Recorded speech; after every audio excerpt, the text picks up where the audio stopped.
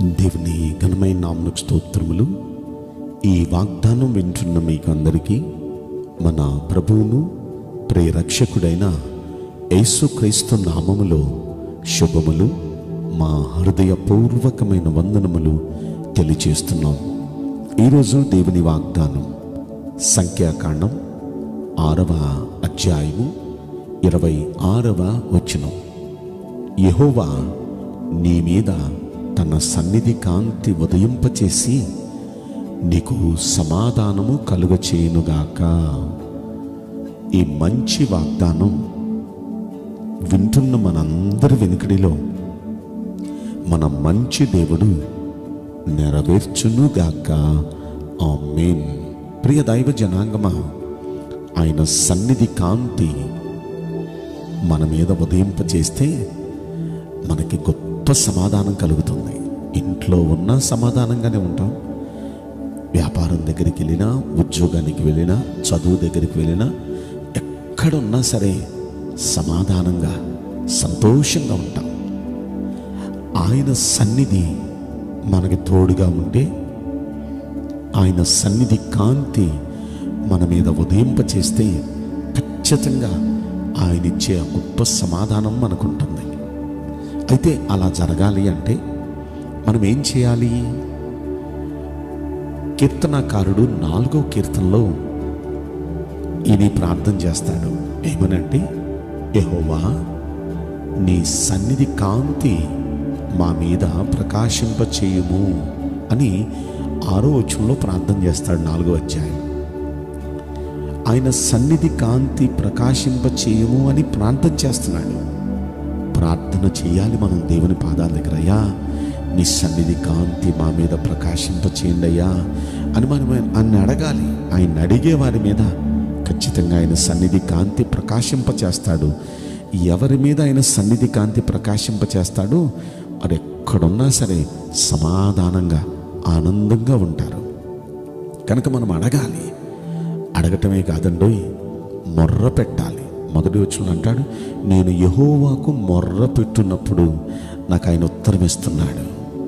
మొర్ర పెట్టాలి. మొర్ర పెట్టడం అంటే ప్రార్థన చేయటం కంటే ఏడుస్తూ చేసే ప్రార్థనని మొర్ర అంటారు.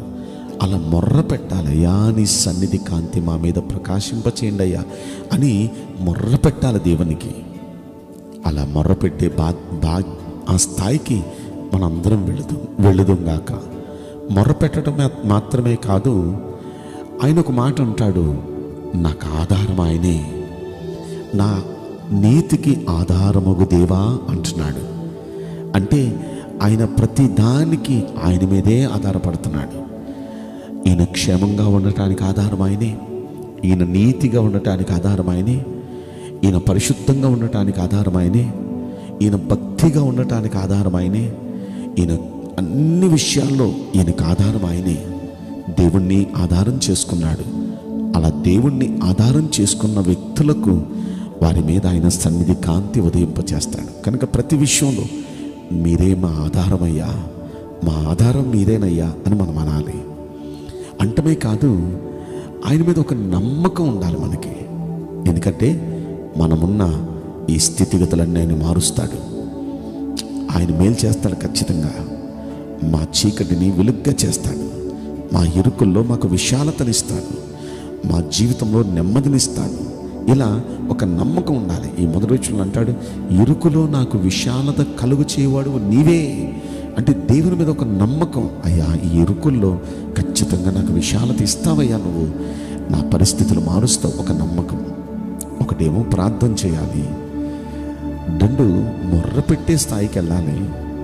3 ఆయన మీదే ఆధారపడాలి ప్రతి విషయంలో. 4 నమ్మకం ఉంచాలి.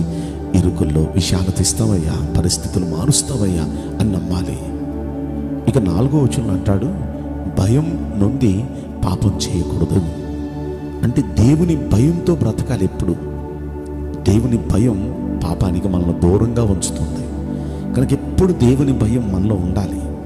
దేవుని భయం ఎవరిలో అయితే ఉంటుందో వారి మీద ఆయన సన్నిధి కాంతి ప్రకాశింపజేస్తాడు. ఆయన భయం ఉండాలి. ఎప్పుడు ఎక్కడున్నా సరే మనల్ని చూస్తున్నాడు ఆయన, మన మాటలు వింటున్నాడు ఆయన, మనల్ని గమనిస్తున్నాడు అనే భయం మనకి ఎప్పుడు ఉండాలి.